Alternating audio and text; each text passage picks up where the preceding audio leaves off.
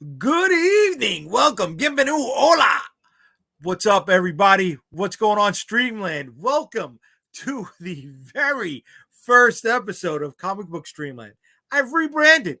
It's not going to be called Jay the Unstoppable no more, but it's going to be the same old show that you've been checking out for the last few weeks, where I'm hanging out with a bunch of new creators that you may or may have not seen before, who've been putting their money where their mouth is. They're talking about the stuff that they're doing, talking about the stuff that we all like in Geekland. So I'm going to bring some of them in and we're going to chit chat for a little bit. What's up, brother? What's up, everybody? My name is JayDee Calderon. I'm the writer and creator of the Oswald Chronicles, Tall Tales, and Magi's Grace. And just to inform you, none of these creators are new. I'm just saying. We're all kind of old. Oh my God, it's Streamland? Are we in Streamland?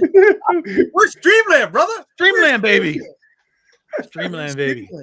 Tom Hodgson, Big Dog Inc., writer, creator, hassler of Jay, and hater of Tom Holland Spider-Man. That's right. That's right. Purveyor of all things Jaws. Ranker of all things pop culture. I'll tell you why you're wrong. Just tell me what you like. You know, since I brought up Jaws for a second, has there ever been any legitimacy to that Easter egg in the first Jaws movie where he's tossing chum, where Roy Scheider's tossing chum into the water, and then you see a couple of shooting stars in the back? Has there been any connection to that? So you've pollinated things. First of all, there is no shooting stars while he's doing the chum. That's a different scene. The scene with the shooting stars comes after the shark is attacking, and they were under the boat, right, doing the whole Indianapolis scene. No. Yes, the shooting stars. I guarantee you, Jay. I just watched this movie yesterday, in fact. So when they come back out on deck, it is nighttime. When he's doing the chum, it is daytime. Okay, yeah. It was nighttime, or was it dusk? It is nighttime.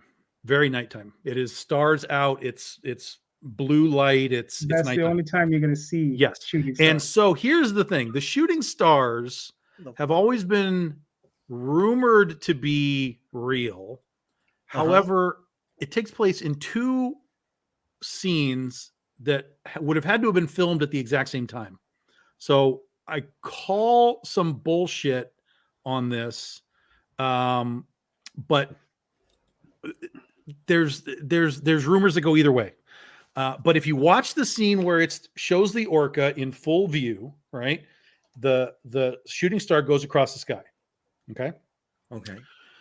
Problem is that then you also have the close-up shot of Brody with the shooting star going behind him. Now, if this was a real shooting star, they would have had to been shooting both of those scenes at the exact same time to catch that, right? Or it would have been in one or the other, right? Okay.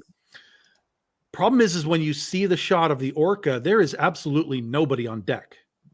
Brody is not on the front of the boat. There's nobody with a camera. There's nothing there to shoot that upshot with the Brody, and it goes like that. Okay. So I struggle with it being real, and I have a sense that it was put in, but there are reports that go both ways, including people like Carl Gottlieb and some of the guys that actually work on the film. They'll tell you one way or the other. So I don't know that there's an actual real, we know for sure that was a real shooting star or not. It seems phony to me, but I've always been told it's real. What do you think, Cal? Nothing? I don't give a shit. I like Jaws. I like Jaws too. I just don't care about two shooting stars in the background. It has absolutely nothing to do with the through line of the movie. Okay. No, but it has something to do with the whole fucking geek space that we're in. You know what I'm saying? It's an Easter egg. No, isn't that like one of the foundations? Nothing geek space about it. Geek space? No, they're hunting a shark. There's nothing geeky about that. Yeah, there is. No. Bro, you got Roy Scheider, Sequest, DFV. Come on. Don't tell me there's nothing geeky about him. He's the jazz singer. Roy Scheider was not the jazz singer. Well, he was. I don't know if he was the jazz singer, but he was in the jazz singer. Oh, okay. See, I don't remember Never him seen from the Jazz Singer, so I don't know who is the Jazz No, Singer. Neil Diamond. My aunt loved the Jazz Singer, so that was a big thing. It was in heavy rotation. You know, when the VCR tapes were coming out, the VHS tapes. It was in heavy rotation. No, I remember him mostly from the He's French Jaws. He's Jaws 2. He's Sequest. He's Blue Thunder. How about Blue Thunder? Remember Blue Thunder? Mhm. Jan Michael Vincent. No, What do you mean? that's Airwolf. Airwolf. I'm sorry. Blue Thunder. He was the cop. I'm so Yes, sorry. yes. Yes. Yes. Blue Thunder. Yes. He was in the Blue Thunder, and Jan Michael Vincent was in the It's Black the same Airwolf. fucking movie, bro. It's the same fucking movie, bro. Airwolf's a TV show. Yeah, but it had a 2-hour TV movie. That's It wasn't possible. it the That's same possible. plane? Just Possible. plane. Jesus Christ. No, they were very different. Repainted, wasn't it? No, wildly different. Wildly different. Yeah, if you Really? the Blue Thunder thing was like it was longer, it was very angular. It had a big fat cockpit on it. It had a gun out like a Gatling gun in the front, Right. and then the Airwolf was painted like a killer whale. It was black on top, white underneath. Everything was smooth, and the guns would kind of come out of these side ports. So yeah, very very different. Okay, I'm pulling it up. I'm pulling it up. Now we're deep in the nerd territory. Oh fuck yeah, we're deep into dating ourselves. This was Saturday afternoon reruns for me, baby. All right, here's Airwolf. Okay. Uh-huh. All right, we got a nice Killer whale. Why it's called the wolf, I don't know, but it's a killer whale. Killer whale helicopter. Yeah. Right. Okay. All right. That's our Airwolf. Mhm. Okay. Let me see. All right. Now we're gonna go Blue Thunder. Well, it makes sense, Airwolf, because killer whales, sea wolves. That's true. They are the wolves of the sea. Yeah, that's fair. That's very fair. That's a strong nerd The sea connection, wolf was the JD. killer whale? Yeah, What? they are the Yeah. wolves of the sea. Yeah. Yeah, Yeah. they call It's it. just one of those weird nicknames. Yeah. Okay. I never knew that. This is the first time. Yeah, read a book, bro. You're a motherfucker. All right, let's see Blue Thunder because you're going to see a wildly different Oh yeah. helicopter. Oh yeah. Oh wow. Okay. And you don't have Glenda around to rescue you and say, JD, babe.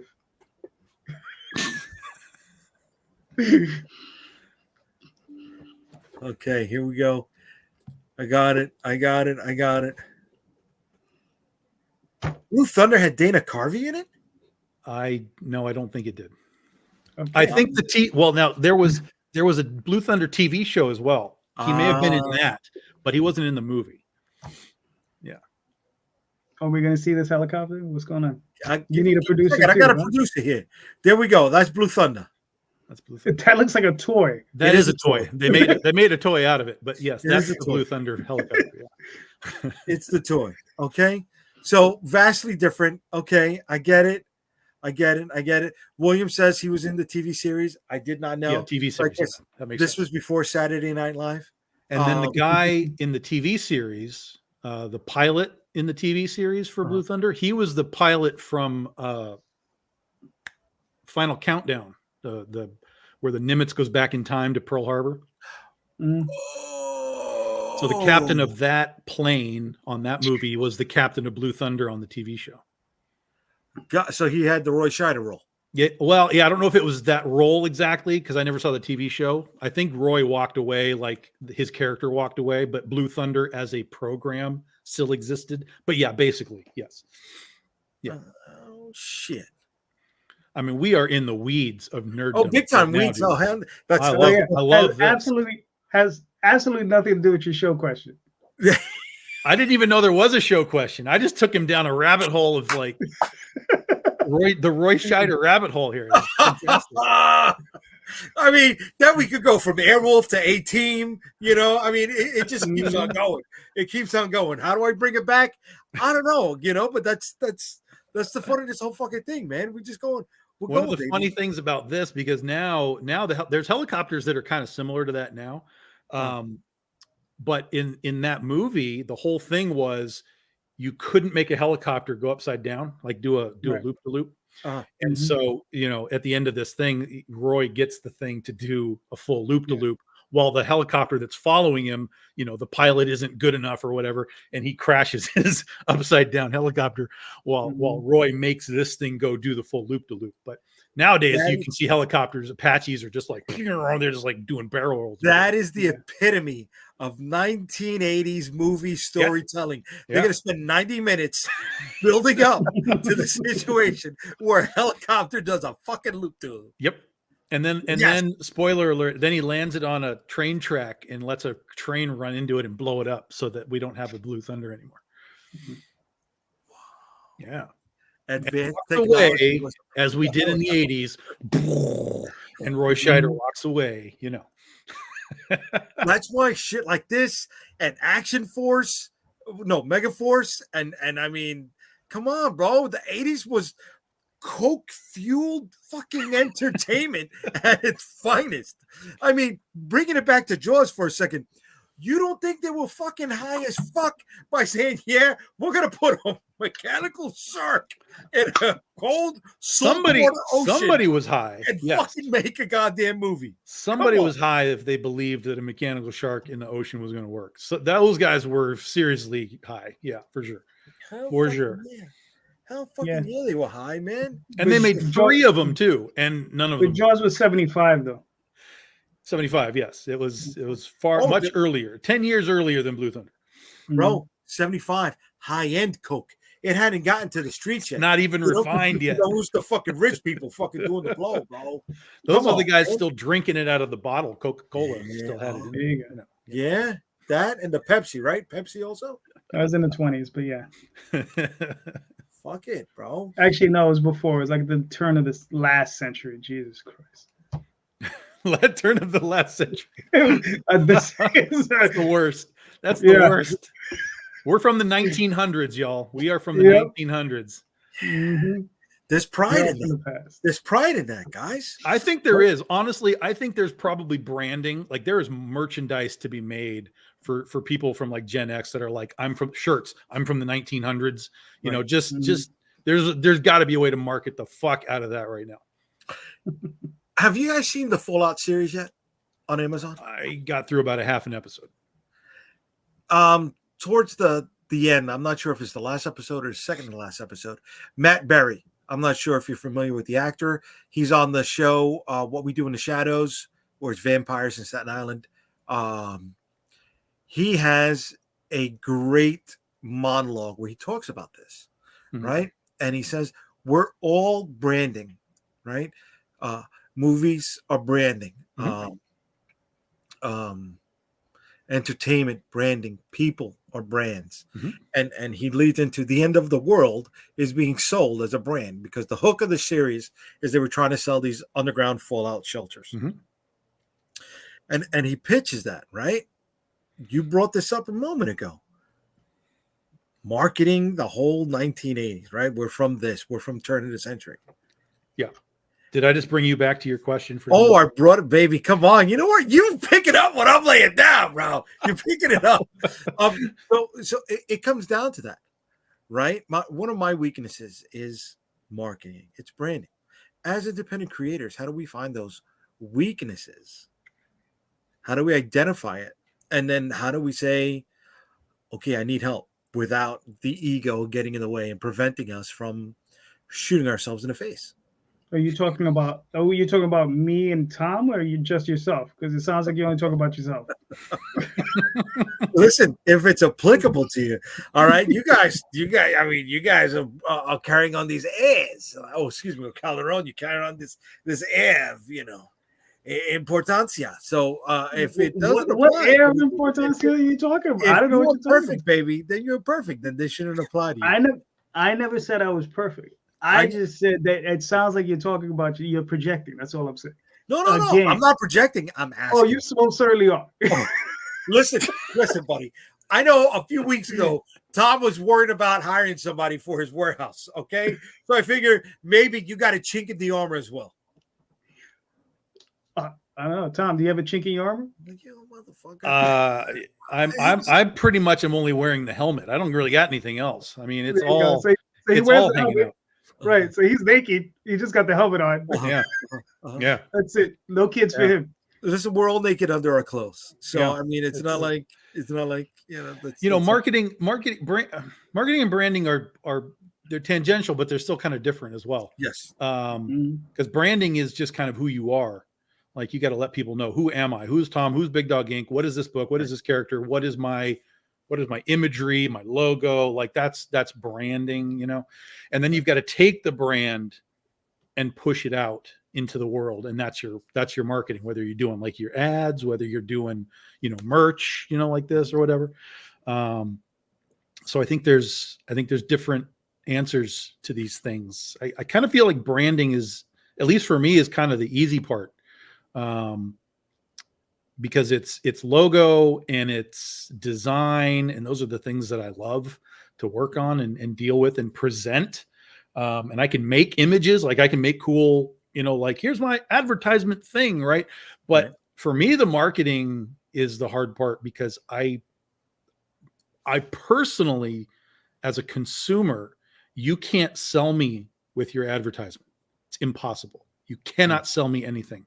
And so for me, in other words, whatever you're making has to speak for itself. Now I'll talk to you, Jay, like, hey, Jay, tell me about, New York versus the world. And I'll listen to you. But if I'm just sort of in the wild and I'm seeing people's advertisements for things, you will not sell me on it. I have to look at it, see it, want it, and that's it. If I don't want it, I'm gone. Your commercial won't convince me. So in my brain, that's how everybody works with marketing. And I know that that's not the case, because marketing is a multi-billion-dollar industry, and they know how to sell things to people. But I don't know how to do that, right? I don't know how to do the pitchman. The pitchman, yeah, I'm terrible. Even at cons, I'm a terrible pitchman. I can support a pitchman, and I can kind of like close a deal if I can see like, oh, they got him on the hook, it's wiggling. I can come in and kind of like sink that sale. But I really struggle even at cons to like start it up and like, hey, what do you like? Because it's all so corny. Hey, what do you like? Do you like comics? Hey, cool shirt. Like, it all sounds terrible to me. I hate it in my head. I hate it. And so I always love having people at the cons, because they're better at like the startup. And then I can come in and be like, he's almost got it. He's almost got it. Yeah. Hey, how you doing, guys? I can sign that book for you, and we lock the sale up. Right. So I love the teamwork of it. I just don't have that consistently right now, but that's kind of where I'm aiming, is like, I want to be able to present my marketing guys like, look, I can make all these images. I can make all this stuff. All our shit looks awesome. You figure out how to sell it. So that's kind of where I am right now. What about you, Calderon? Do we lose him? I think he froze. We lost Calderon. He definitely froze. Jesus. He's in he's got storms happening. He's got no power. I'm in the same fucking place. There's no storms happening. I'm there he goes. Minutes from him. I'm 15 minutes. There's no fucking storms.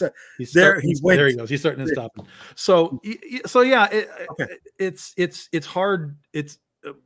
I think everyone's probably good at one or the other thing. To some capacity, and you have to figure out which one it is for you. For me, the marketing side is really hard for me.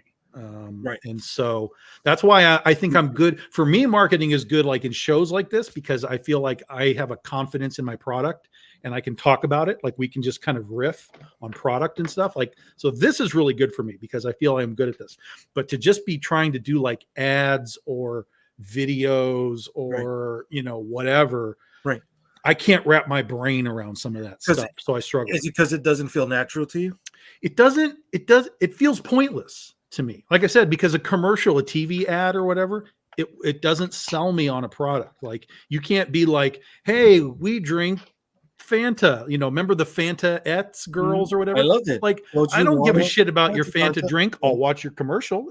It's pretty, but I'm not going to go buy Fanta because of your commercial. So for me, all of that stuff to make it feels very pointless. It's why I really never did videos for my Kickstarter campaigns, because I don't watch them. So in my brain, if I don't watch them, nobody else is watching them. And that's the incorrect road that I travel. Okay. All right. We went through a lot. I tried to bring you in, but then you went. I'm sorry about that. But here's the thing. But I mean, all joking aside, though, what Tom was saying about branding and advertise all that other stuff. I mean, like for myself, like one of the things I've done consistently is just push the Oswald Chronicles, right? On occasion, I put out Tall Tales, but it's primarily Oswald Chronicles. It's that all the time. Recently it was Magi's Grace. And I think it helps. You understand? Like, like someone like Larry who pushes Niobe and he pushes it all the time, and that's all he's pushing. Right. Oh, so he also pushes Antarctic. He spends time kicking that up. Sure, but he's all attached to that too. Yeah. But then that's tied into that. So sometimes I feel like because unfortunately, like I've had the conversation with you where it's like, I see what you're doing and I feel your fan base is fractured. Right. And I think that's why sometimes you're having trouble having traction with some of your other properties. You understand? Like you do well with, let's say, Limbo and maybe what is it, Shield of the Interceptor, right? But like this one, you're not doing so great with, with New York. So it's because you're like the people who like Limbo don't necessarily like zombies, So you have competing, the opposite is true at a convention. They see the New York and they jump on it, and the Limbo, it's like we gotta push to sell, Right. But different places gonna sell different things. Right. You know what I mean? Right. Pizza here is different than pizza in Chicago. Sell different styles of pizza, right, to different audiences. That's all. Right, but then if you look, the shitty pizza here in New York is going to try to sell other things besides the pizza. They're going to try to sell the what? Coke. No, they're going to try to sell the beef. They're going to try to sell the beef patties. They're going to try to sell the other things, right? Because they're not just doing. But see, JD's right, and I feel it all the time. Penny for Your Soul will outsell Critter. Legend of Oz will outsell Ursa Minor. Ursa Minor will whatever. There's crossover in my fan bases. There are people that will buy all of it, but there are definitely people who are only here for Penny for Your Soul. Right. There are definitely people who are only here for Oz, and it doesn't matter what I do to try to attract them to a different book. That's not what they're here for. So there is value in a hyper focus of a single book or even a genre. Like if you're just like, I'm a horror guy and I'm just going to do horror stuff. And that way, regardless of what you do, your fans understand the genre and they might dive in, even though it's a new book. Oh, but I like horror, so I'm going to go in. But if I'm like, hey, superheroes now. Oh, hey, Heaven versus Hell now. Oh, Oz now. Like they're so wildly different that I end up splintering my audience too. Right. So my audience is splintered. I can't deny that. But that's one of the things I wanted to do was have that diversified catalog, right? So that's good for you as a creator. Right. That's good for you as a creator. I mean, I get it because I like it as a creator too. I'm sure Tom enjoys it because we want to do different things. But if we're focusing in on marketing, right? That's something we have to take into consideration. That where can we improve, right? Yeah, you essentially have to build a new audience for each thing, right? So you could be like, hey, we've got this cool audience, and and now we're going to go do something totally opposite. You're starting from almost zero, and you have to build a completely new audience for that book. Right. So do we market, the Shield? Do we market the Unstoppable Comics? Do we market the BDI? Do we market, the Dreamweaver? And have people follow that, the core, and split off from there? You hope so, because that's like the Marvel method, right? Is hey, we're Marvel Comics. But within Marvel Comics, we have, I mean, it's all kind of superhero stuff, right? But we have like a spider teenage superhero. Okay. We have like a Punisher dude who's often people with guns. We have Doctor Strange dude with magic. So even within Marvel, there's different things and people are going to come in for different things. Yes, I want Punisher. No, I don't want Doctor Strange. So even there, you're going to see that sort of splintering of a thing. And that's one of the reasons why they went so batshit crazy once they realized that the crossover meant something to their audience, because if you could put Punisher in Spider-Man or Doctor Strange in the X-Men, you're forcing people to read what they aren't choosing to read. And the hope is that, hey, I'm reading X-Men, but maybe if we slip Doctor Strange in there, they'll go, oh, well, tell me about this Doctor Strange guy. Maybe I'll try this book out because I've now read him in my X-Men book. So that's how Marvel did that stuff, particularly in like the 70s and 80s when the crossover stuff just went insane. Wolverine was in fucking every book that you could ever imagine, that kind of stuff. So yeah, I miss the Marvel team ups and the Marvel, was it 2-in-1s? Remember those? Right. Yeah. The team ups and 2-in-1s. That's a perfect way. It's the Thing and Firestar. I mean, it's just like, make it wild and crazy and get your audience to know who all of your things are. Of course, they have the advantage of it all being in one sandbox. We don't necessarily have that, but that doesn't mean that you can't do something similar just for the fun of it. It doesn't have to be some super hyper canon story. If you can figure out a way to bring Interceptor into New York to fight some zombies just for the fun of it, you can try and do that. That's what something like Spider-Man and the Amazing Friends did, right? You brought up Firestar. And it's funny, I was talking to somebody about that earlier this week. In Spider-Man and His Amazing Friends, you had an episode where they fought Magneto, an episode where they fought Doctor Doom, an episode where they teamed up with Captain America, an episode where they did not the House on Haunted Hill. No, it was the House on Haunted Hill, right? Where one by one of the superheroes got taken out, and they had Namor shot at a She-Devil, Doctor Strange, a few others in there as well. There was a lot of crossover, right? They were trying to brand the entire Marvel Universe. Yep. Right? So they took that one, they were able to identify that one property that was the shining star and build off of it. They had 2 episodes with the X-Men. Yep. Right? Or was it 3 episodes? I don't remember. The singular sandbox is, again, it's a very valuable thing because it doesn't matter what you make. You can always make them run into each other around the corner whenever you want to. Right. With me, I only have a couple of books that exist in the same sandbox. So it's a little bit harder, but we do, like we talked about the team up, we do covers for that stuff. So we have the Doghouse team up recently. It's a new thing we're doing, and it's just Critter, right? Always Critter, just like it was with Marvel 2-in-1, like it's always the Thing. And then we just throw another one of our characters in from one of our other books. It doesn't matter if it's continuity or anything. It's just, hey, it's Critter and freaking Dorothy Gale. Like, who cares? It's just, there it is.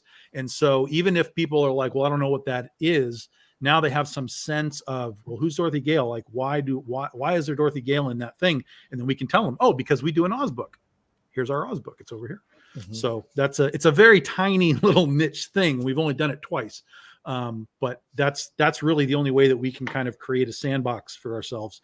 And then we did Goth Day. So Goth Day is we basically created a new world where all of our characters can be there together, but they're in these alternate versions of themselves. They're the emo goth versions of themselves. But at least we created a sandbox so that now if somebody's coming in and they're like, okay, Catnip, this is the emo Critter, right?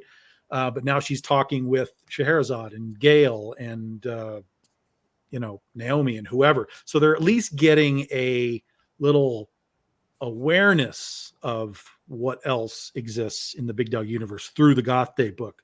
But now you got to pitch Goth Day as a brand new. Sure. And we did. But we not only pitched Goth Day, we created an entire brand of special day books, right? So that's like special day books are now normal for us. Goth Day was the first of it.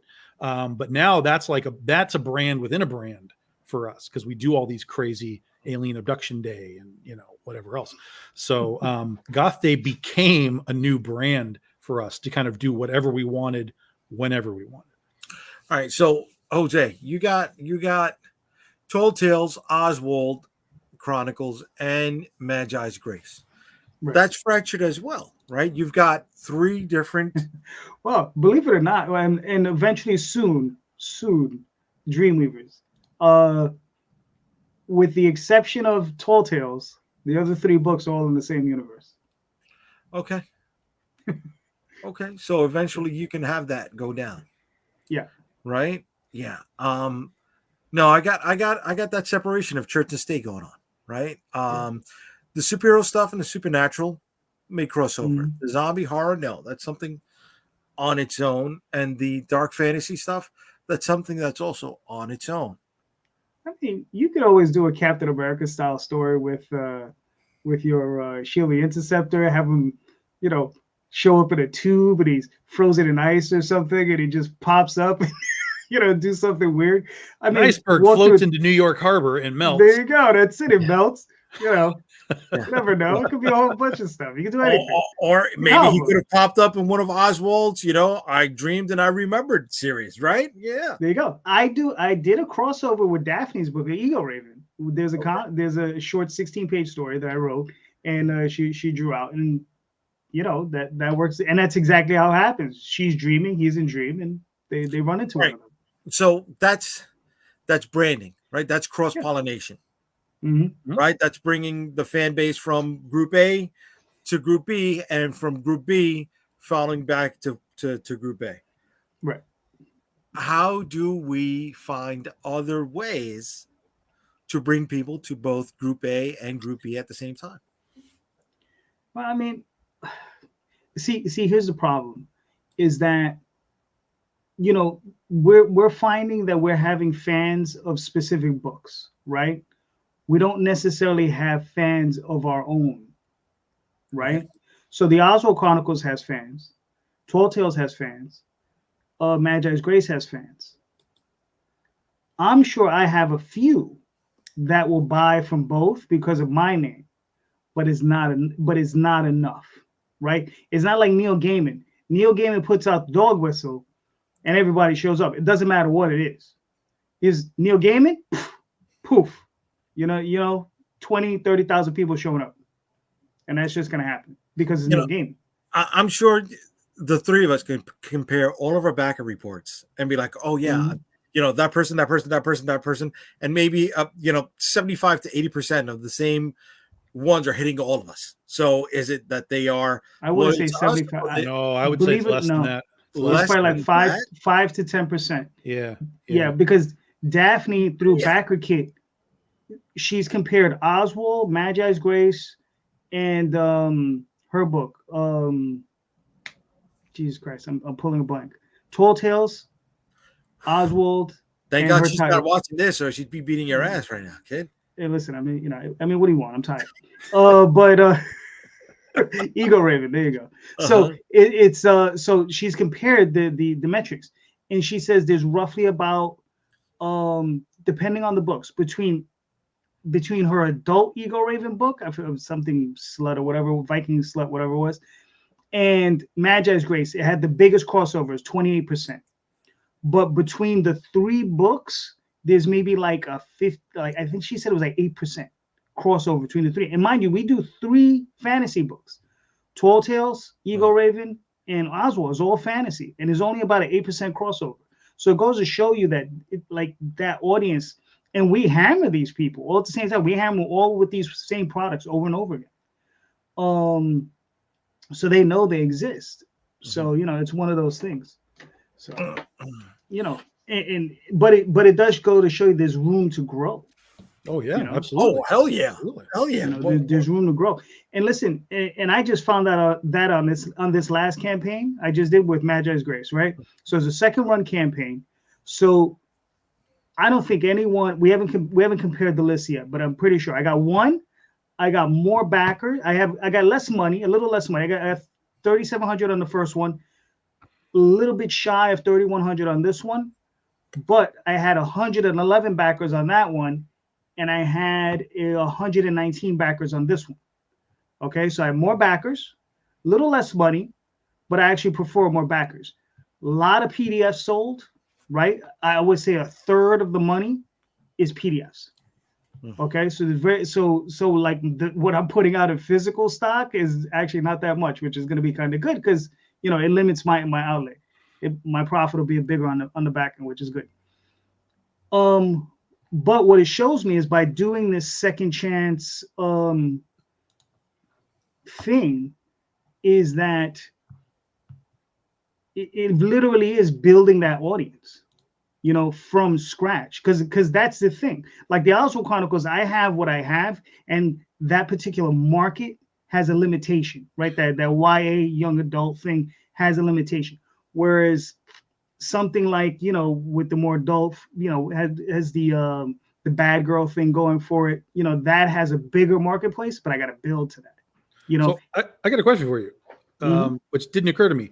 When you ran Magi's Grace the first time, you just did it on Kickstarter, right? Correct. Okay. So you just did the exact same campaign again? Correct. With 2 new covers.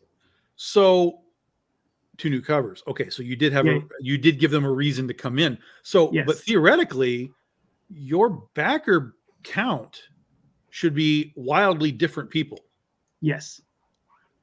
That's the important part here. That is the important part. Yes. Because then when I do issue 2, hopefully those counts will come together and it'll bump those numbers up. Right. And then it'll hopefully pull in more people, because obviously I'll still be offering issue 1. Right. And then, right. Yeah. Right. So that's what I mean. Like that community. And what happens when it doesn't? Well, that's a bridge.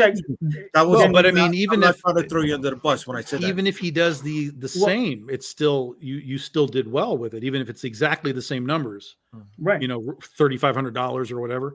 Yeah. You're still. I mean, at this point, what's funny is if it had been one campaign, I'd have been super excited. Oh, we made $6,800, right? But even if I have to do a second campaign the second time for the second issue, I'll do it. Because the thing is here's the thing. I don't expect to make, like, I had 230 backers for both campaigns. If I'm lucky, I'll get 150, 160 on the next one, right? And maybe I'll make 4,500, 5,000, right? Because you're going to lose some, right? And then maybe I'll do another second one again. I don't know. You understand? Because, like I said, the results were very interesting. A second one again on Kickstarter, or a second one again on one of the other? No, screw the others. The others are garbage. Yeah. The others are garbage. Yeah. I mean, you could do it. It's just a little money, but I mean, it might be, if you might get $200 or $300. Like, if you're happy with that, that's fine. But the fact that he did the exact same campaign with a couple extra covers and did almost equivalent numbers, that's a really interesting dynamic. Right. I did better backer count with just a little bit less money, a little less cash, because what I did was I lowered the buy-in on the top end, So what was the buy-in before? Oh, every book was $20 plus. So this one I had 2 books that were $10 each, and and like I said, I think C. Michael did a banger cover. That cover did great. So I'm doing $10 a book right now, which includes the shipping. That's the majority of my people are just too low. No, you should be at 15 because your shipping is going to be at least $5, which means you're selling your book for 10. Right, no, but I'm selling the book for 5. I'm going to be selling the book for 5 on the street anyways. I understand, but you're selling variants and stuff. I am. The variants those should be limited edition variants. Okay. You should be getting a little more juice on them. If it's just like one book that you're making like 1,000 of, then I understand what you're saying. Into the private chat, because this is stuff that he has talked about with me before, and this is. I mean, if your book is $5, if that's your retail, if your book is $5, shipping is a minimum of $5. Minimum, even if you're shipping it just first class, right? And it's probably even closer to $6 now because shipping has just gone up. So $6 plus you're paying for any cardboard, plus you're paying for bags and boards, plus you're paying for the manila envelope, plus you're paying for any stretch goals. No manila envelope. No manila envelope. I don't. So the way I put but if you're paying for Gemini, you're still paying for. No, I don't pay for Gemini. So how are you shipping it? You're just putting a stamp on the cover and sending it out? You got a package before. Now you're asking me that question. Be still my heart. So we're doing a hard mailer. Yeah. And then from the hard mailer, we're doing a Tyvek. Okay, but what I'm saying is you pay for that stuff. whatever your envelope is, you have to pay for it. Yeah. That's 50 Okay, cents. so I'm just adding up costs for you from that. Assume your book is $5. How much is your real-time shipping plus all of your materials? And again, if shipping itself is $6, you should automatically be at $11. And then if your Tyvek thing is 50 cents and your bag and board and your tape and whatever, the Tyvek is free. The Tyvek bag is free. That comes right from the post office. It's a waterproof Tyvek bag. Not the bag, but the hard envelope that you're talking about. Yeah, the hard envelope is 50 cents.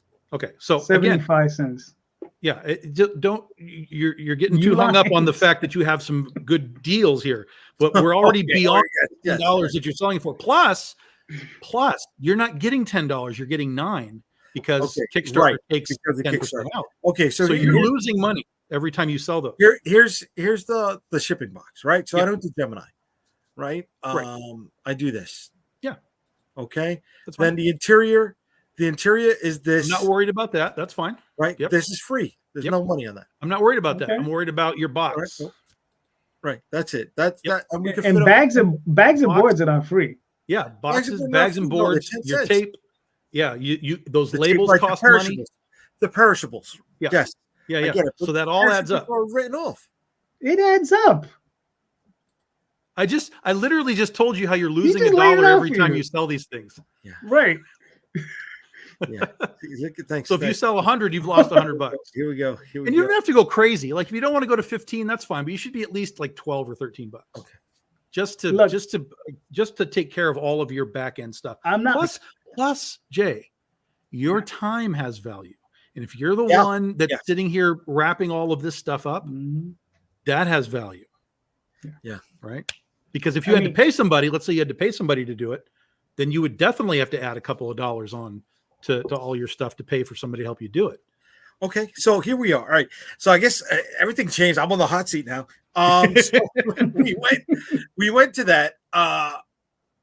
My time has value, yes, but when we're getting $100, $100 backers per campaign, it's not really going to take that much time to pack my stuff. Every minute is time. Time is money, Jay. Time is money. Time is always money. Time is money. And if you're sitting there shipping, you can't be writing. And if you're writing, you can't be shipping. Everything is value. And again, I'm not saying go crazy, right? Like even my basic book is $12. And that's assuming we sell it for $5 plus shipping, plus, minus Kickstarter's 10% and all that kind of stuff. So we do more or less break even on our basic book at $12. And I'm aware of that. But that's where it has to be, just to break even on the basic book. So if you were at $12, again, it's not going to modify your income tremendously, but it's going to give you enough. It's like selling digital copies, right? It's just helping to sort of pad your time, your effort, your shipping, all that kind of stuff. It's just a little bit of padding to help push it along. And if you had been at $12 per book, you might have already been funded right now. Yeah. Right. Yeah. And here's something. 40, that's 80. Yeah. Yeah. Here's something that's a little different than I charge $10 per book plus $10 for shipping. Okay. Right. And some people have told me that's a little expensive. But the thing is, though, is I bubble wrap all my books. Okay. Bubble wrap's not cheap. Okay. And I bubble wrap. I sometimes give away little pins and keychains and things, and I bubble wrap all those as well. And sometimes that's the stuff that I have to take that into consideration as to how much that's going to cost to ship, because I have to pay extra for that. Right. All right. So I'm sorry. Good. So, the thing is, we know that we're in a boutique market, right? We know people should know going to Kickstarter, you're not looking for deals. That's not what it's about. Although this Monday, there will be one, 3 books, $1 coming this Monday. Woo woo. There you go. Plus shipping. I'm just saying, I got to add shipping. All right. But seriously, people don't come to Kickstarter for discounts. It's just not the place. You understand? Yeah. I walk down Fifth Avenue all the time. Trust me, you're not walking into into one of these bougie shops and going and says, "Oh yeah, well that purse is $5,000. You know, can I get 10% off?" It's just not going to happen. Right. You know. So this is what you're talking about. You're $3 for $1. Yes, sir. Right. Yes, sir. Why is it $3 for $1? Okay, so I was in a situation where I ended up mass printing these 3 books. I ended up printing 3,000 of each of these books. Got a lot of these books around. So basically, the one thing I'm really excited about is the first issue of Oswald is in color, and it's the first time I'm releasing it in color. So I'm going to be releasing now this entire series in color. So on top of these 3 books, if as add-ons and on different levels, you get issues 2 and 3 also in color. You can also get 1, 2, and 3 with the alternative covers that I have by the artists behind me. That's you can get his work on those covers, and those are also there. So I mean, you know, so yeah, so I'm a little excited about this. So we're gonna see what happens. But it's 3 books, $1 plus 2 trading cards. So I'm giving you 3 books and 2 trading cards for $1. So all right. We know about cost, and that's going to be. And we just jumped on my back for not charging enough. You're not charging enough, dude. Well, the thing is, though, is $3 Well, hold on. My situation is a little different than your situation. Okay, this situation, this money is already spent. This money is already accounted for. This money has already been written off. Yeah, so, but I would say 3 books for $3 at least. Yeah. $3 for $3. Yeah. Well, I could have done that as well, but you still can. 3 books. No, I'm gonna leave it at this, man. I like this. I like this. You understand? Because I have my own theory behind this. Because shipping is $25. There you go. No, I like that, but no, that's not the case. Shipping is still gonna be $10. In the U.S., obviously. We got somebody who maybe wants to comment on the $3 for $1. Whoa! Oh, what's up, Larry? I don't know. I was just watching the show, and then I went to my Facebook, and I saw that there was someone had graciously given me a link. Yeah. What is this dollar bin madness, Calderon? So I'm here. It's not even dollar bin madness. It's like buy 2 get 1 free. I'm literally for 50 cents. I'm literally just joining in on the conversation, so I have no idea what you guys talked about before. All I know is 3 books for $1. It's like 100 tacos for $100. Exactly. No, exactly. It's 300 tacos for $100. Not according to Bart Simpson. No, most of this is about just us bagging on Jay. That's about it. Oh well, shit, Jay. That shouldn't be too hard, right? Exactly. That's what I'm here for. I put this up. I put myself in the hot seat so I can bring you back down to earth. Yeah, the next time I turn around, you're going to be the focus of one of JD's. Let's get down to the bottom of the drama streams. Yeah, that's going to be the next one. Yeah. So, how did you feel when you pissed off Tyler Jay on a scale of 1 to 10? And would you ever do it again? Oh, I've never gotten in. I'm kidding. I kid. Oh, yeah. But Calderon loved that. That was his. Calderon was like Dr. Phil with these guys. It was amazing to watch. I know. We're trying to help those guys out. We got $3 for $1. Where do you say? Going back to the question that's on hand for the topic, where do you say you need help with this book, right? You're looking to offload merchandise. That's what the nature of this campaign is for. Yeah. Well, one of it is not so much offloading the merchandise. That's less important than attracting in more buyers. Okay. Right? Because that's my real end goal. My real end goal is, I mean, I'll be honest with you. I'm not too concerned about money on this one, right? What I'm more concerned about is the amount of backers I get, because that's my main goal. You understand? Because building the mailing list and building the backers, having them get these books and having them read the books, hopefully enjoy them, and then having them come back for the next set of books. That's my main concern. Okay. Sure. You understand? Let me ask you this. Are you concerned about devaluing the brand, though, at that price? So that, in other words, if they come in and they're like 3 for $1, obviously that no one cares about this book, even if whether they buy it or not. But then even if they buy it, and they're like, oh, these are cool. Let me see what JD does. And then you go to like normal stuff, and it's like, well, now it's $10 plus. Now it's basically $20 a book. Right. Are you kind of concerned about what that might do as far as No, like because- closing the door on people? No, because the thing is if that shuts the door on those people, I never had those people to begin with. Well, sure. Yeah, absolutely. Right. Yes. So that's the way I view it. I'm like, because the thing is, they read it and they like it, they're going to come back for more. And like I said, we're on Kickstarter. Nobody's really going to Kickstarter for a discount, right? I'm doing this so that, hopefully they'll look at it and say, oh, okay, this is something in this. I've seen it around. Let me give it a shot. Yeah. What's the opposite side of that coin, though? Is what about the ones that have backed you and be like, oh, I should have waited till like I was able to get this for $1? Well, no, the thing is, the thing is this book was never available for that price. And this book will this is a one-time thing. Right. So it's not a thing about, well, let's wait around for the other stuff, because it's not like the other books are ever going to be $1. It's not like issue 2 is going to be $1, because issue 2 is available on the campaign. Issue 3 is available, but they're going to be regular price. Can I peel back the curtain on this for a second? Can I peel back the curtain on a sec? Right. That's Liberty Books, right? That we're all sitting on it, right? We got 3,000 units of it, and we were only able to offload 400 to 500, right?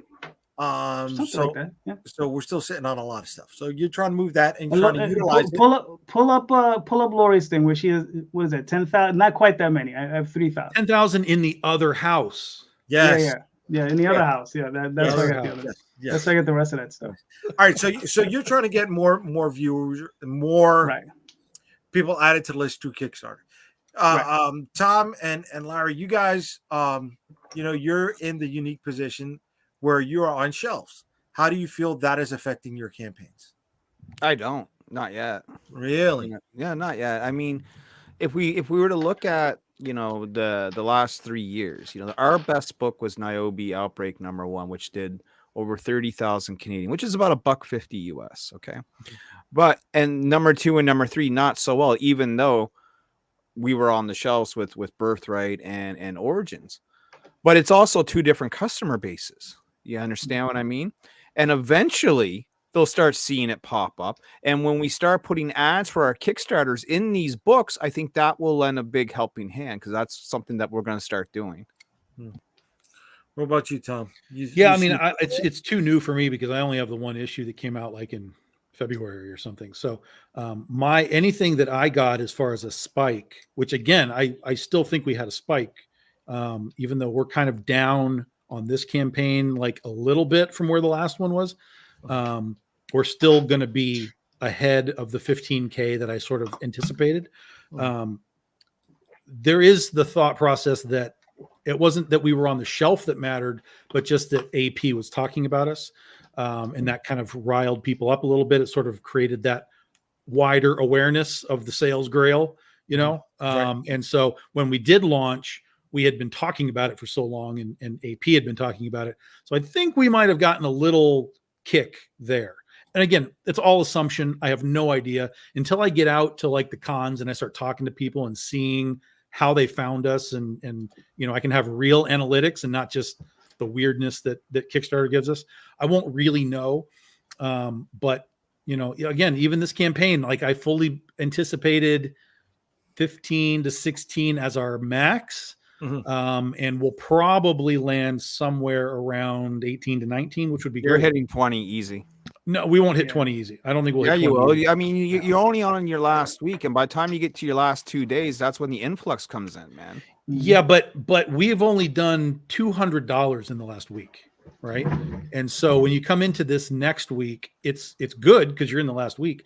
But we've had campaigns where our final day has been $3,000. We've had final days where our last day has been $1,000. I'm predicting 3. I'm not. I guarantee it won't be 3 on the last day. Guarantee you.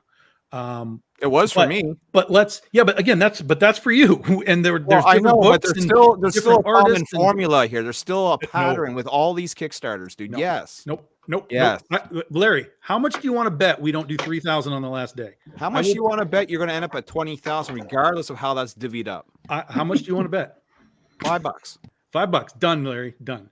We will not hit 20,000. I'll bet you Jay's Galactus. You're a motherfucker, bro. You're a motherfucker. But that practice ain't going nowhere. I'll tell you right now. Regardless of that, it's like I said, even if we get to like 18,000, right? I anticipated 15, so we're above my anticipated number. Yeah, but you sold yourself and short. The only rationale that I have for that is one of two things. One is AP was talking about us, and it created a little buzz. Or two, just us. Again, we come back to the branding and the marketing, right? Two is we've just sort of leveled the book up enough because of all the other stuff that we've been doing. Because when we did Critter a number of years ago, we didn't even make $8,000, right? And so the fact that we did 20 in January is like, that's monumental. Like, holy fuck, where did that come from? So, and now that we're maintaining that and we're hitting even like 18, like that's fantastic compared to where we were at 8. So it's either AP or it's just simply the company as itself, the brand has leveled itself up to where people are like, okay, I want to try this book now because I've tried these other books now. So, but we don't really know the answer to that until we can actually talk directly to people about how they found us, why they bought it, et cetera, et cetera. So that's kind of the cool part about doing cons is I run into people all the time and they're like, oh yeah, I do your Kickstarter. And I can ask them, did you do Critter? How did you find it? What made you decide? Like I can start to do my personal analytics and get a sense of where it all came from. So as of right now, no one on this campaign has said, hey, I found you on a shelf. I have had people message. They have said we found it on the shelf because I had people that were confused. They were like, wait a minute. I thought AP was publishing this. And I said, yes, but they're reprinting it from the beginning. And in the meantime, we're going to continue the series going forward. And they were like, oh, okay, I get it. That's cool. So there were some people that were like a little confused as to what was happening. And I laid it out for them and they were like, oh, I get it. That makes sense. And did that translate into them buying whatever issue you still have available? They had already bought, they had already pledged. Okay. And then they just sent me a message through here like, hey, I pledged, but tell me what's happening. I don't get it. And I'm like, okay, this is the story. So yeah. So clearly, again, they had seen one way or another, whether it was just through AP social or whether it was seeing it on the shelf somewhere. They had a Critter experience that brought them here because they were new people. I didn't know who they were either. So that was good. Again, new people. But yeah, that was it. So do either one of you guys? Oh, good. Tom, do you see your backer counts growing or are they about the same? They steady? Fluctuate a lot from book to book. And Critter inherently has always been our lowest selling book, just in general, from our inception. It's always been our lowest selling book.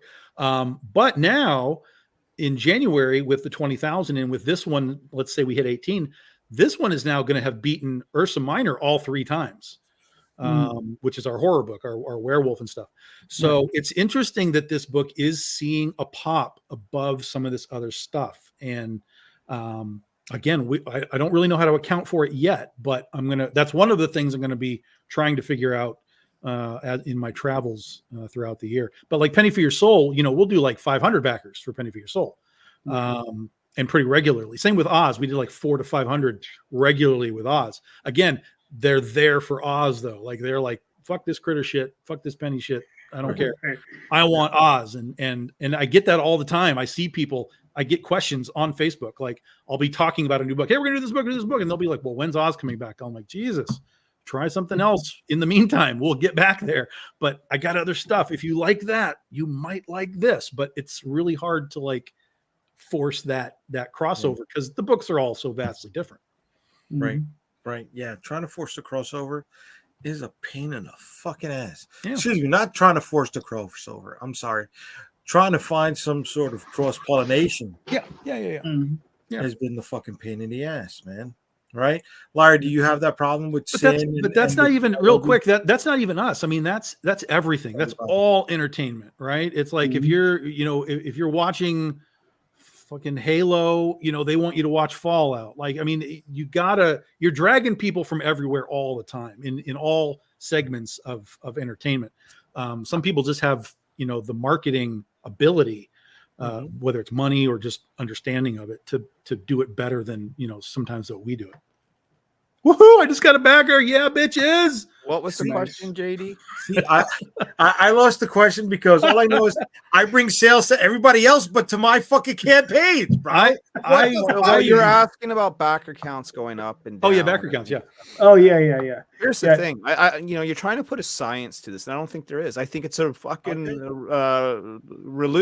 what's the name of the game Roulette? there? Russian roulette. Russian roulette. Roulette. Yeah. Thank you. I think it's just a game of roulette, man.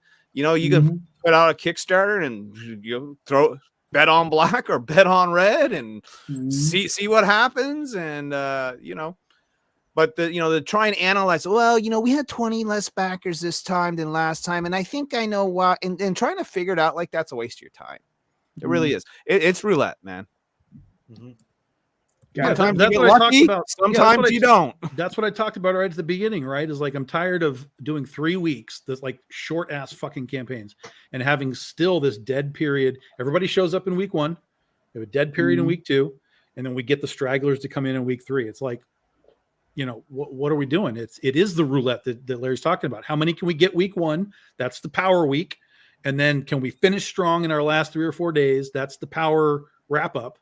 And everything in between is just sort of, trying to grab somebody out of thin air almost.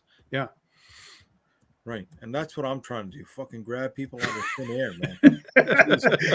So Tom, do you see yourself 7 moving? billion of us, so you should be able to grab a couple. Do you see yourself moving to 14 days on the regular? Yeah, I think I am. I don't know if I do it this year, and then next year's our 15-year anniversary, so I don't know if I want to necessarily rack the apple cart yet, but I might start just slowly tinkering it down. Like normally we do about 21, 22, 23 days, something like that, because I want it to end on weekends and stuff when I have better time to do shows and so on. But I might just start shaving that down 19 days, 18 days, 17 days, and just see what the result is. And then I can, I can make a judgment call like, okay, you know what? 18 days works for me. And I can feel good about that. None of that's going to matter. But I think that ultimately based on going from 4 to 3 and now having done 3 many, many times and having done smaller campaigns, Anthony, for shorter period of times, I think 2 weeks is really all you need to do. Unless you have a really high dollar figure. Like when we did the toys, there's no way I was doing that in 2 weeks. We needed the full month to do that. But I think if you're not 60 days, no, because that's too long. There is such a thing as too long as well. Well, look, because you're going to see it though. You're just sent out an email called late pledges. You guys see? Yeah, but that's different though. That's different than saying we're doing this for 60 days and we're going to scream into the void for 60 fucking days. No, it's different. It's totally different. It's not. You do a campaign, and when it ends, it goes in demand, just like Indiegogo. But you don't have to scream into the void. Why not? Why wouldn't you? Because I'm done. I want to be done at 2 weeks. I don't want to keep screaming about this shit. Don't do the late pledges, but the late pledges allows people who missed the campaign to come in afterwards and back it. So until you're ready to go to print, you might as well run it in the late pledge. I know how it works, but what I'm saying is that I'm not even saying don't turn it on, Larry.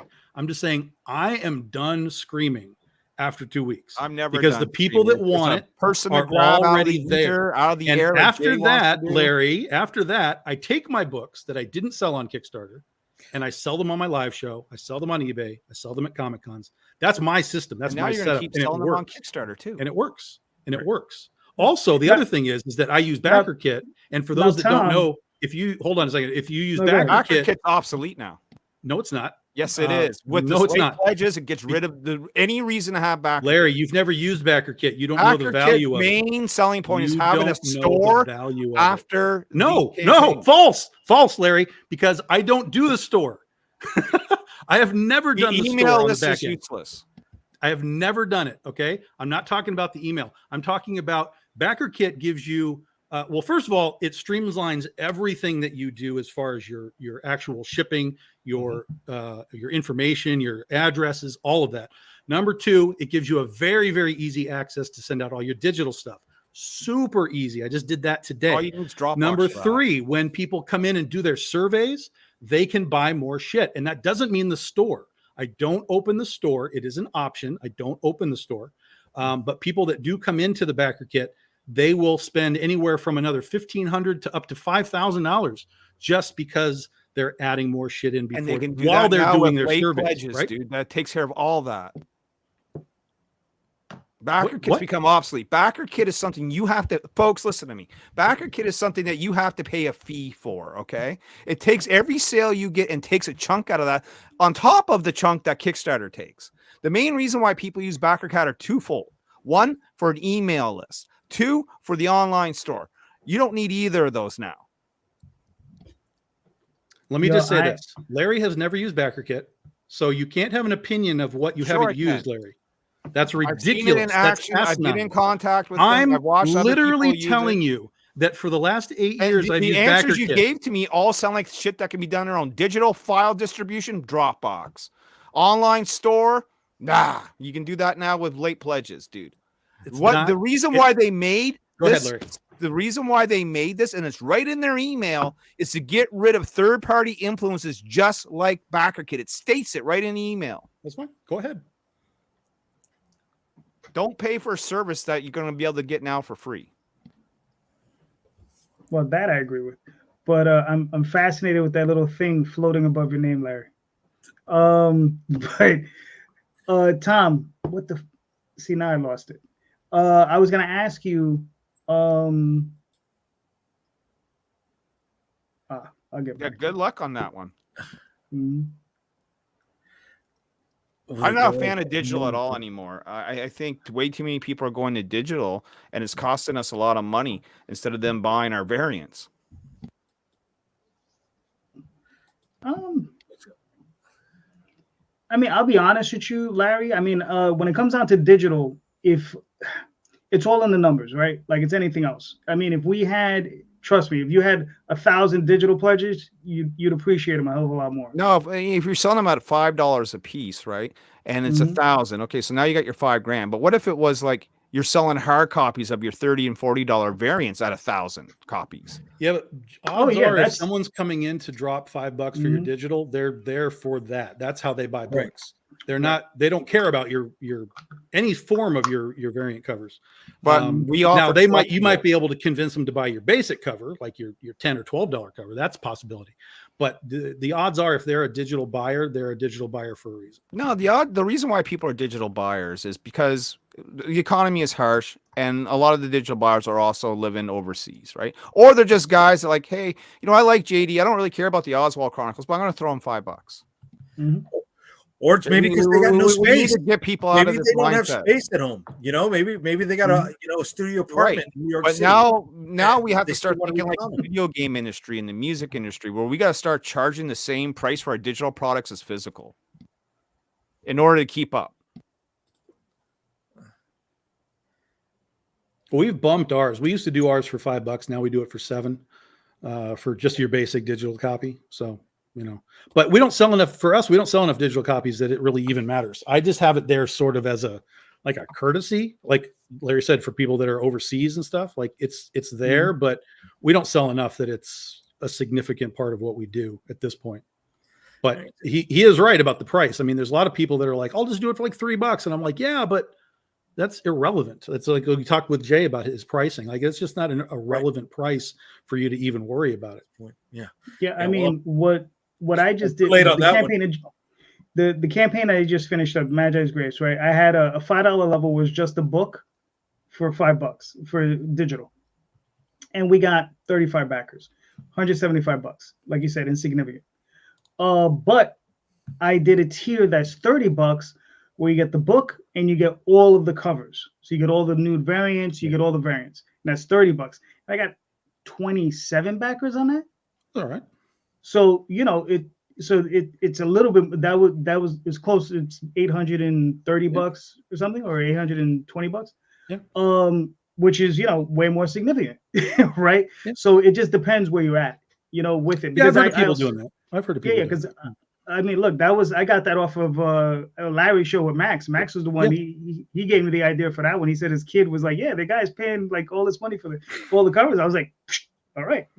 Yeah. Hooked Well, on to hold that on, one. I And wanna they bring- I trade wanna bring digital somebody files in. like the way we would swap MP3s back in the day. You know, I go over to my buddy's house with a hard drive and I load up all his music, and he would take stuff off of my hard drive, and Uh-huh. you know, that's kind of the way it is for them. We doubled our digital. We went from $5 to $10, and it Mhm. didn't affect anything at all. In fact, if not, we might even had more digital. Like 42% of our last campaign, over 100 backers out of our 300 Mhm. more went digital. Yeah. All right, I'm gonna bring in somebody who is early for next week's show. Hold on, that's it. Mr. Fling. Hey, What's I'm up, glad to be brother? here. I'm ready to provide some hot takes. I was kind of busy doing something. There haven't I been was like- any hot takes at all tonight. I You know? couldn't I'm like, believe the level of inaccurate answers that I heard from this group, so I came to jump right in. Man, Now- you guys now, really Tim- feel that way Tim, about hold- digital? Oh yeah. Tim, hold on. How I long do. have you been listening? How long you been listening to Jay talk? About 20 minutes. Okay, yeah. So that's all you're gonna get is inaccuracy from Jay. So yeah, sure. Sandbagging son of a bitch. Hey, so hey, first of all, I apologize about being late. I looked at the note and I thought he was saying May 9th, but that doesn't matter. He was saying tonight at 9. Yeah. But the one thing I'd like to jump in and say, the variant customer, and that actually every customer is different than the digital customer. The digital customer is its own thing, man. And I hate it. I don't read digital books, but it's here to say it is the fastest growing category. And now every time it's my largest. Right, category. but if you run a business, right, that's a comic book business that really relies on the collectability of the comic, and people are now switching to digital. Wait, hold on. Stop right there, because there is no element of the comic business that depends on the collectability of the It book. does. Most of the comic business depends on it right now. When you're buying physical media right now, No, man, absolutely. that's absolutely false. Are you No. talking about back issue sales at conventions? I'm talking about selling variants on our Kickstarters. Right, but that's what I'm telling you. That's not the same as a That digital is one customer. aspect of it. That's No, what I I'm think. saying digital is taken away from that aspect, because now you can't offer a collectible as a digital, because a digital is not a collectible. They're never going to be worth any money. Say that to You're never going to be able to distilleries sell it that on the secondary rebranded market. the It's NFT solely concept. and purely for readers. But we in comic books cater to at least 50% of people who probably don't even read the books, and they just want them for the covers, dude. And that's just the flat, honest truth of how it works. People want them for the That's Yeah. couldn't be a more inaccurate statement. I respect your opinion, but if you would have said 20 years ago, man, the DVD market is here to stay. No one's ever going to use Netflix or HBO Max. Digital is not for. Yeah, Look, but DVDs were never worth any money, dude. That's the No, difference. I beg to differ. Not only are they Yeah, not I worth think money, You can buy a Niobe the book for VHS is now worth $40 money. and turn around and sell it for $100 on eBay. That's one of the sort of enticements of wanting to buy into one of our campaigns. well, Larry, look, I agree with you. I think you have some of the best collectible books. I'm not disputing that at all. Hey, and for the record, you guys know I'm a comic book collector, right? But I have the foresight to realize that somebody that's buying a digital book is not a collector. Yeah, but if you don't offer it, now we put them into a position where maybe they're forced to buy a physical, or they don't buy at all. And that's the experiment I want to try. Yeah. Where I'll they let you don't do buy that. it at all? one. Yeah. Repeat that? I'm sorry. You know, once I've wrapped up my obligation with my Niobe miniseries, because I'm already been offering digital for them, so I got to keep doing it. But when that's wrapped up, I think in the next Niobe book, the next Niobe one shot, it's going to have no digital at all. Let's ask Glenn Dale in the comments. He loves the digital. I want to know why. I personally don't like the Because digital. there's not enough money, dude. If 100 people, say 300 people come to my project, and I really need them to buy, in order to make a profit, printed copies, and not only printed copies, but variant printed copies that we charge a premium for, and they all decide to buy a $5 digital, our business is sunk. Yeah, but are you saying that somebody that buys a variant cover that's a collector is going to instead choose the digital? Because that's the part where I think because of the harsh economy. No, Larry's saying that he's seeing people buying more digital than the physical books, whether me it's too. a high variant or even like a $10 variant. Yeah. So his thought process is, if that continues, and if he's doing, let's just say he's doing 300 backers, and right now 100 of them are digital backers, and then that 100 becomes 200 digital backers, that starts to, while he's getting a lot of backers, right? The money value can't starts charge a to shrink on $50 digital. So that's, you know what I mean? Like you Well, can't. Larry, let him finish. Larry, let him finish. that's what he's saying is he's concerned that the digital is going to overtake the physical sales, or the physical sales just dwindle in general. regardless of what Well, the cause is. I try to keep an open mind. You know, I think you guys got some great variants, and I think they sell terrific, and they're some of the most collectible books.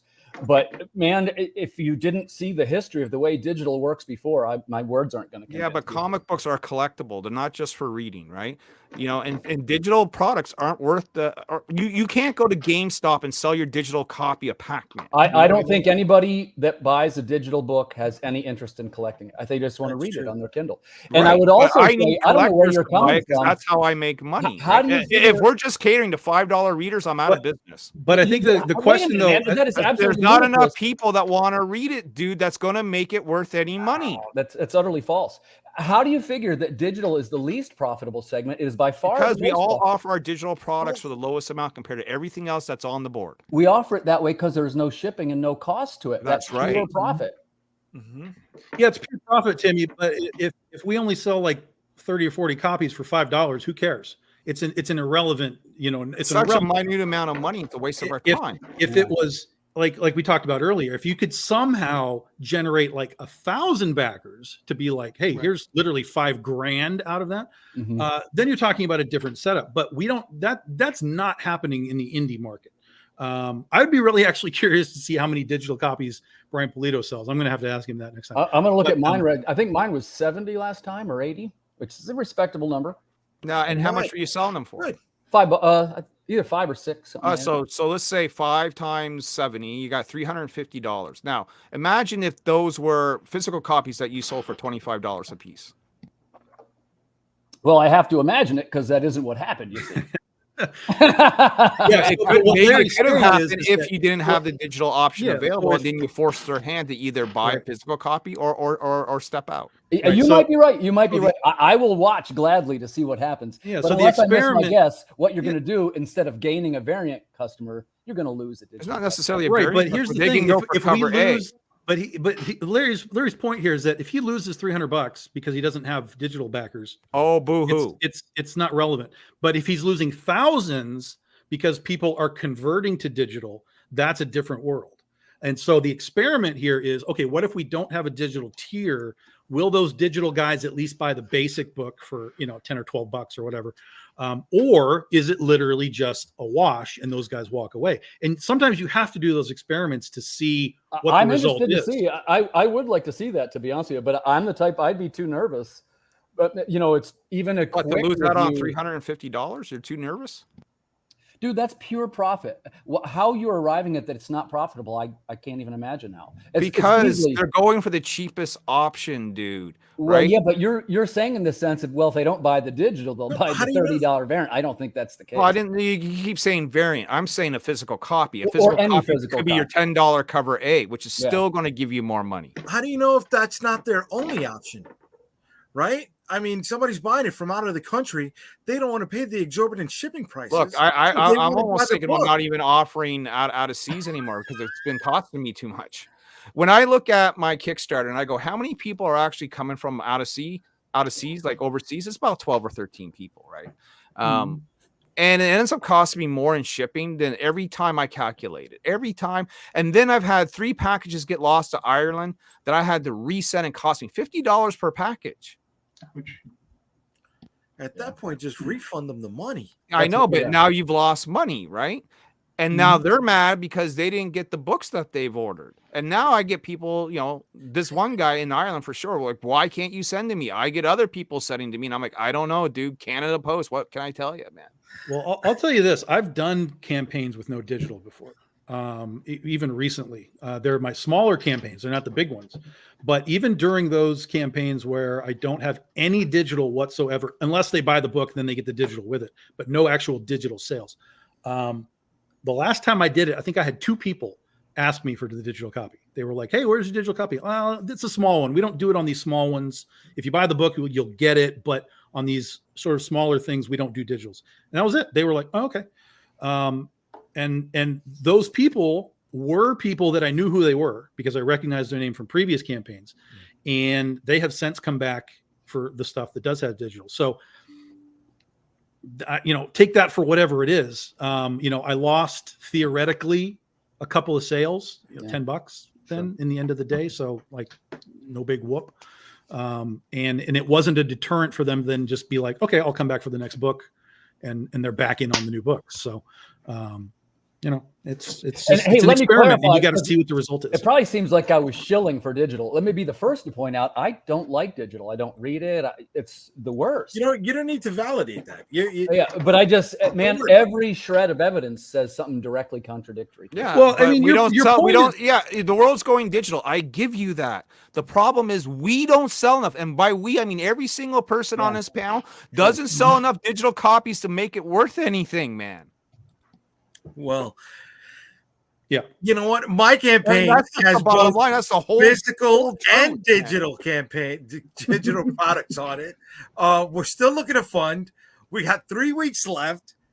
We only got a few minutes left in the show, so let me put this in. Let me try to get an word in edgewise and say there are both physical and digital products in this book. All right, Physical, digital, and variants. there you go. There you go. Physical, digital, and variants that I apparently didn't charge enough for, or shipping enough for. But you know what? It's still fucking in here. So come get it while it's hot. All right. Take advantage of my ass and get some fucking good books with some good shit. All right. Before I bring up the price for the next goddamn fucking campaign. All right? Nice. We got zombies. We got New Yorkers. Whether you love them, you can see them survive the zombie apocalypse. If you hate them, you can see them get shredded in the zombie apocalypse. It's a fucking win-win for everybody, okay? Either side of the fence, you're going to get something that you love on this. There's 3 issues. It's black and white. You can get them, again, in physical condition or digital if you want to save space at home. Not only that, you can get the entire digital catalog from Unstoppable Comics, not just one particular book. You can get everything that we got at a discounted price because maybe you don't got enough space at home, to store all of this stuff. Maybe you don't got all the dough to pay for all the physical copies right now, or maybe you want to get something at a discount. You can get that shit on this campaign, folks. All right, we got 3 weeks left, and we're there. It's a low buy-in. 10 bones gets you 1 book and shipping included. 20 bones gets you 3 books and shipping included. All right. There's other shit also. There's some shirts, some pins, and a fucking hell of a good time if you keep watching this show. Generally speaking, I'm not so contrary, but I was sitting. Well, first I couldn't get Jay to let me in because I was late. I'm fuming. I'm fuming backstage. But let's put it this way. Let's say the world goes completely digital, right? We eliminate paper products. It's done. It's over, right? Right. And you're still doing the same amount of backers, but now you have to basically offer your digital at the same, one price because it's only one thing you're offering now because no one cares if your digital version has a variant cover because you can just except that that's false, Larry, because we just talked about how we sell these digital things with extra art in them. But smart people are just going to right click and copy, dude. You know what I mean? Instead of buying, and then then it's just as bad as piracy. In fact, it is piracy at that point, right? So if you say have $10 digital and it's all digital, and your book costs you $5,000 to $6,000 to make, but your digital sales, and it's only digital sales at this point, is $1,000. Well, you just lost out on $5,000. Right. But if we're in a world where digital is the only thing that exists, then everybody has switched themselves over. So you can't really talk about what you can make in an only digital world because we don't go down because you're making digital. The costs only go up. But no, false, because you have no printing anymore. So your costs come down on your production. Oh, you think I'm including printing in my $5,000, $6,000 price range? You'd be wrong. If a book costs you $5,000, I see what Tom's saying. Then that's your cost because there's no printing. There's no stretch goals. There's no shipping. That's there's right. No nothing. And we wouldn't make enough off of digital sales to even you're cover talking the about a world that doesn't exist yet. You're talking about a future where paper doesn't exist and everything is digital. That's a world that we have no analytics for whatsoever. So if all of a sudden paper was gone tomorrow and all of the people that we have right now that are buying our books for variant covers and stuff are like, well, I mean, there's nothing to buy except for digital. Those guys are probably going to buy digital. And then we have to figure out how to sell enough digital products at whatever price. Yeah, 10 and I bucks think a you book, basically whatever. have to go viral to be able to do that. And I don't think that's in any of us, Like very few people sell comics and make buckloads of money just on a digital front. Very few, man. Right. Sure, but again, we're not in the digital only world. You're talking about a hypothetical future. Well, I'm where talking about the world that I know we're heading into. Eventually, there's going to be no paper. Eventually, there's going to be, when was the last time you held a newspaper in your hand? Sure, You know but what I again, mean? but we're not It's there more- now, and we can watch how this thing goes, and you can adjust. If you're a businessman of any kind, you have to be able to look at the market, look at where it is, look at where it's going, and pivot and move and left and right, and take advantage of things that work and ditch out the things that don't, and streamline your process. It's one of the advantages that we have over like Marvel and DC, because if we, as all of our own publishers, if we're just like, tomorrow we're doing this, then that happens tomorrow. Whereas Marvel and DC and those bigger companies, they're monoliths, and they have to go through massive It's like turning a process of battleship. making left turns. Without Yeah, the sexy variants and the options to choose, right? And it just becomes a digital product. Then at least for me, my business is destroyed. I don't think enough people are interested in reading Niobe just for the story alone. You've just been telling us that you've had digital buyers going up and up and up. Same with only Kim. because it's the cheapest option. I don't think that's why it is. I don't think so either. Yeah, I think when you're paying The cheaper $8 option egg, is a key. $3 for a gallon of gas, your rent goes up by $200. No one is $50 arguing the Kickstarter economy, becomes Larry. less No important. one's arguing the economy. We're going all over the place. Let's one's get arguing the back down to economy. comic books for a second, okay? We don't need to talk about the price of milk, beef, Yeah, corn. But that you have influences to our understand buying that habits when they buy our products. digital buyers buy We're a digital luxury item. because they have no room in their house. They are readers only, and so they're fine with it, or they are overseas and they don't want to pay a shitload of shipping. All of those are rational None of those reasons help to me. buy things. It does I help think you, those all- Larry. I think those all help you. Yeah. Yeah, it does help you, Larry, because at minimum, it just puts some money in your pocket. Now, again, it's not a lot. And if your concern is, and again, this is a concern that I understand, and I already backed you up on this. If the concern is that everything is shifting to the digital side, that's going to make things far more difficult for all of us. I totally understand. But if everything starts to go digital in a really heavy way, right, that also means that we're potentially going to be just getting new digital buyers in, just not enough to make a profit. I don't think any of us have a hit product that's going to be enough to make it worth our while. Here's something that might help everybody out, especially with some of the concerns that Larry was saying. And it's been controversial in the past, but I think people have gone over it, is NFTs, right? Garbage. NFTs, what? Garbage. All right, let him Well, finish, that's because you don't understand it. You understand? I mean, I got friends that deal with it and make money. NFTs, JD. Listen, they can reject them all they want. They still exist and they still make money. You understand? There's people out there making money on this stuff, millions of dollars, not just a few bucks. You understand? Not $10,000, not $20,000, millions of dollars. You understand? So, I mean, and the thing is just the technology of itself, because if you lock in and you sell an NFT, you can't replicate that NFT. Like you just said, it's not a thing about right clicking and making a copy. You can't do that. You understand? You can make the NFT, you can send it to a person, they got it, you can make it as a PDF, they can open it, read it, and enjoy it. They can give it to somebody else, or they can sell it to somebody else. If they sell it to somebody else, because this is where your collector part comes in, if they sell it to somebody else, you can attach a portion of it where you can get 5 or 10% of that sale every time it gets sold. Be on the blockchain and have NFTs. There's a cost to that, right? Mm-hmm. Yeah, there is. But the thing is, those costs are coming down. So we just got to wait till that point that it comes down far enough that we can get into it, and it'll be cost effective for us. What kind of cost? We're talking about the theoretical future that everything is digital. Right? What kind of costs are we talking about with minting an NFT? Last I checked, I did 3 of them, and I'm in for under $400.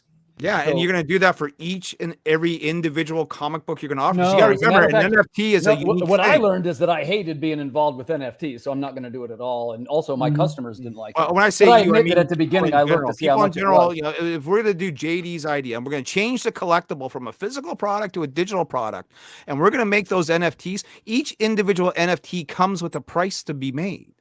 And it's probably more but the NFT people realize. Right, but the NFT, the way that I understand it, it doesn't have to be a one of one thing. Can't you make if we had like critter number 23, we could make 500 of them. Yeah, and then every one of those 500 comes with a cost, as far as I understand it. Yeah, but that's what I'm saying. It's like I think it starts at $60. It's much less than per unit. Yeah, per NFT times 500. Well, but I imagine you'd sell a couple before you did 500. Maybe you wouldn't. If you're going to make that argument, it's stupid to do 500 of anything before you. Correct. Yeah. Mm-hmm. Right. Well, I would start with 10. It's not Calderon's idea because Distillery is using that as one of their pillars of business, and they're calling it collectible digital media. They just rebranded the NFT. NFT. Right. Right. But on that, we're at the hour and a half. We had a very spicy night. Yeah, man. Sad ass 90-minute show. Jesus night. Christ. We had some fun. We're gonna say goodbye to everybody tonight. We're gonna start off with Larry. Larry, where can they find you, bro? Probably in about a half hour on my channel, where I got to go back and talk about this now. I'll stop over, Larry. I'm interested in this conversation. We're all gonna jump over. We'll all jump over to Larry's show. We're gonna be there with him. Fucking 2 a.m. All right, Timothy, where can they find you? Hey, man, I'm glad you asked, because it probably seems by me jumping into this conversation that maybe I had something else that dovetailed into it that I wanted to mention on the air. It's funny that it should come up organically. Here's the thing. For me selling digital products, I need something that gives me a little bit of bang for that digital dollar. What we've chosen over here is we're going to release songs with each issue. Most of you guys know about that already. The new one comes out tonight. That's Call of the Cryptid. That's a 1950s cryptid-based sci-fi digital theme song. It'll be up tonight. Very cool. Nice. Very. And I hope you like it. You're going to see this more and more. We've all got to find our niche. I love it. Mine's music. We're going to be releasing music. I'm going to be putting more music out this year than comics. So this time next year, you'll be able to point back to tonight and say, Tim, you dumbass, you did it wrong. But I got to have something, and that's what I picked. This is episode 1 of the new show. It's the episode 1 of Streamland. We know where to find Tim's big fuck up. Yes. Yes. I got a couple of them, Tom, as you well know. And just in closing, I do want to say Larry's not wrong. I mean, I get it. Maybe there is a way to convert digitals into cover buyers, but I want somebody else to try it first, and I'm going to watch. There you go. There you go. Tom, where can they find you, brother? Big Dog Inc. guys. We're all over the place. Twitter, TikTok, Facebook, wherever you do the things, you can find us on Big Dog Inc. And Tim, I'll tell you, I know some other people that do music stuff with their campaigns. So anybody I might know? Cara and Alfred Trujillo. Mike Knowles, right? I know. I'm friends with Matt. Yeah. Oh, that's right. Matt Knowles. Yeah. Matt has some stuff too. That's right. Matt's my behind the scenes. I submit all the material to him first. And there you go. Yeah. So it is a thing that's out there. But I don't think Matt doesn't write them himself though. No, I don't know how he does them, but I'm just saying, like Cara and Alfred, I know that they write their own stuff. They do music videos and things like that.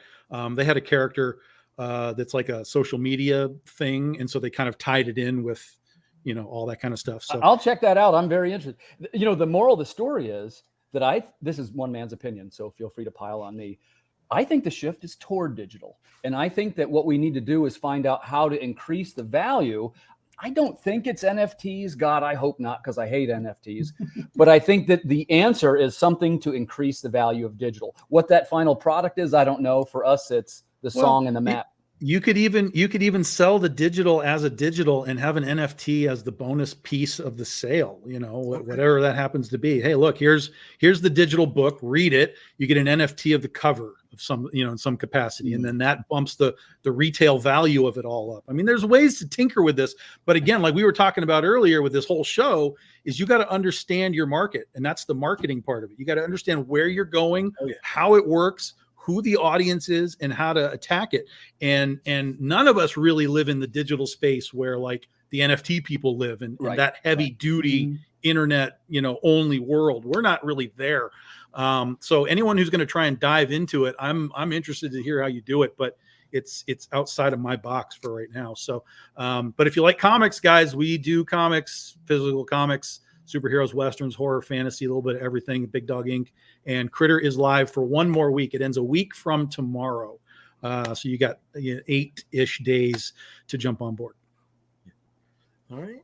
Calderon, where can they find you, bro? Tomorrow night, I'll be back here on the YouTubes with both those guys.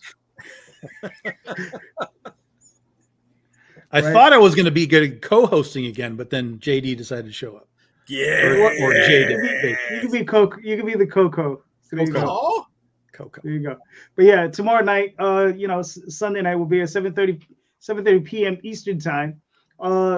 Monday, launching another campaign, 3 books, $1 plus 2 trading cards. So don't miss out.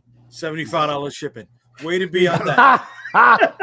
Way to be Well, on that, baby. I never said We've said seen shipping that was gonna done, be cheap. with your boy Zach, right? You remember he went on Indiegogo and he offered his book up for $1. Yeah. But Did it work? Yeah. Well, it worked because he already had a following, right? Yeah, right. Yeah. But what did he do with it? Like, do you know what his total was? Oh God, I have to go back and go into Indiegogo and But find like a out couple what it is. thousand or? Oh no, couple it was hundred? like 5-figure No. campaigns, easy. Oh Yeah, shit! yeah. All Yeah, right. yeah, but people were adding things on, right? So they Sure, would buy sure, for sure. $1 and then add on a $10 or $15 or $20 Sure. product, whatever it may be. Yeah, that's good.